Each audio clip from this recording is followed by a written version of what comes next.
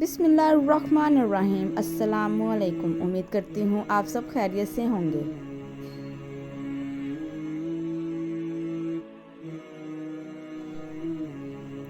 तौबा के आंसू का कमाल ये है कि ये गिरता बाहर है और सफाई अंदर की कर देता है। कुछ लोग हमारे हमदर्द होते हैं और कुछ लोग बस दर्द होते हैं।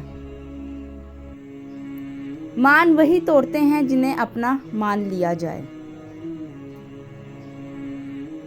सब भूल गए, भूल जाने दो। सब याद करेंगे, मतलब के दिन तो आने दो। मेरे मरने पर सब खुश होंगे, बस एक तन्हाई रोएगी कि मेरा हमसफ़र चल बसा। कहते हैं कि वक्त के साथ हर जख्म बढ़ जाता है, लेकिन सच तो ये है कि हम दर्द के साथ जीना सीख जाते हैं। मदद करना सीखिए फ़ायदे के बगैर, मिलना जुलना सीखिए मतलब के बगैर, आजिज़ी से चलना सीखिए गरूर के बगैर, ज़िंदगी जीना सीखिए दिखावे के बगैर। मजबूरियों के नाम पे दामन छुड़ा गए वो लोग जिनकी बातों में दावे हजार थे।